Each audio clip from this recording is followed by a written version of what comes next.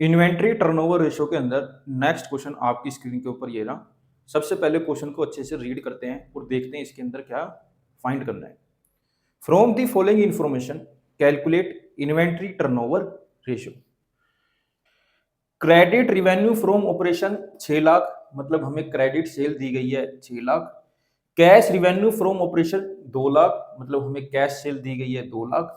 Gross profit 25% of cost, ठीक है। Closing inventory was 3 times the opening inventory, ठीक है। Opening inventory was 10% of cost of revenue from operation, मतलब 10% है Cokes की, ठीक है। सबसे पहले हम सेल निकालते हैं। सेल का फॉर्मूला होता है बेटा कैश सेल प्लस में क्रेडिट सेल। कैश सेल दी गई है 2 लाख, क्रेडिट सेल दी गई है 6 लाख। 2 लाख प्लस 6 लाख करेंगे तो क्या आएगा 8 लाख। तो बेटा हमारी सेल आ गई यहाँ पर कितनी 8 लाख। नेक्स्ट लाइन में देखो लिखा है gross profit is equal to 25% of cost. तो ग्रोस प्रॉफिट होता है 25% ऑफ कोक्स। तो परसेंट का साइन हटाएंगे तो अपॉन में 100 आएगा। कोक्स को क्या है मैंने सी से डिनोट करा है। ये 25 के टेबल में काट दिया, 25 बन जा 25, 25 4 जा 100। तो ये आ गया 1/4 इंटू सी। अब मैंने क्या करा सी को मल्टीप्लाई कर दिया तो मेरा ग्रोस प्रॉफिट आ गया C/4। आप बोल सकते हो मेरा ग्रोस प्रॉफिट आ गया कोक्स बाय 4। उम्मीद है आपको समझ आ गया होगा ये कैसे करें।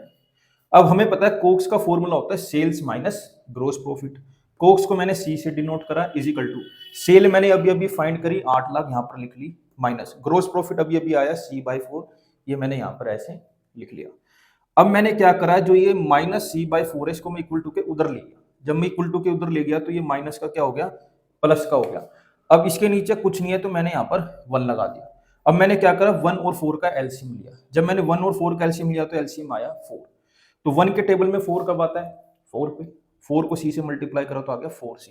4 के टेबल में 4 कब आता है 1 पे, 1 को सी से मल्टीप्लाई करा तो आ गया C। 4C प्लस C करा तो क्या 5C अपॉन में 4 इज इक्वल टू आ गया 8 लाख। अब मैंने क्या करा बेटा यहाँ पर क्रॉस मल्टीप्लाई करा, C को यहीं रहने दिया, 4 को मैं इधर ले गया, 5 को मैं यहाँ ले आया। 8 लाख इंटू 4/5। अब मैंने 5 के टेबल में इसको काट दिया तो ये 16 पे गया, तो ये आ गया 1,60,000 इंटू 4। तो बेटा मैंने क्या करा 1,60,000 को 4 से मल्टीप्लाई करा तो मेरा कोक्स आ गया 6,40,000। उम्मीद है कैसे आया आपको समझ आ गया होगा। अब हमें ओपनिंग इन्वेंटरी के बारे में बोला गया है कि वो 10% है कोक्स के। तो मैंने निकाल ली opening inventory is equal to 10% of COGS. तो 6,40,000 का 10% निकाला तो वो आ गया 64,000। तो बेटा हमारी ओपनिंग इन्वेंटरी आ गई 64,000। तो मैंने लिख दी ओपनिंग इन्वेंटरी 64,000। अब क्लोजिंग इन्वेंटरी के बारे में बोला गया है कि वो 3 गुना है ओपनिंग इन्वेंटरी के। तो मैंने closing inventory is equal to 3 into opening inventory. तो ओपनिंग इन्वेंटरी की जगह 64,000 पुट कर दिया। 64,000 को जब 3 से मल्टीप्लाई करा तो ये आ गया 1,92,000। तो यहाँ पर हमारी क्लोजिंग इन्वेंटरी आ गई बेटा 1,92,000। अब हमें निकालनी है एवरेज इन्वेंटरी। एवरेज इन्वेंटरी का फॉर्मूला होता है बेटा ओपनिंग इन्वेंटरी प्लस में क्लोजिंग इन्वेंटरी अपॉन में 2। तो हमने देखा हमारी ओपनिंग इन्वेंटरी आ गई 64,000 प्लस क्लोजिंग इन्वेंटरी आ गई 1,92,000 अपॉन में 2।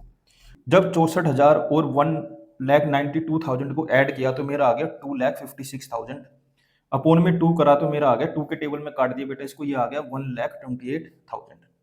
तो मेरी एवरेज इन्वेंटरी आ गई बेटा 1,28,000। अब मैंने कुछ भी नहीं करा, अब मैंने इन्वेंटरी टर्नओवर रेशियो का जो फॉर्मूला आता है उसके अंदर वैल्यू रख दी। इन्वेंट्री टर्नओवर रेशियो का फॉर्मूला होता है कोक्स अपॉन में एवरेज इन्वेंट्री। अब हमें जस्ट वैल्यूज पुट करनी है। कोक्स अभी अभी मैंने फाइंड करा 6,40,000। एवरेज इन्वेंट्री भी मैंने अभी अभी फाइंड करी 1,28,000। यहाँ पर मैंने 3 जीरो को 3 जीरो से काट दिया, ये आ गया 640 अपॉन में 128। इसको मैंने बेटा 5 पे काट दिया।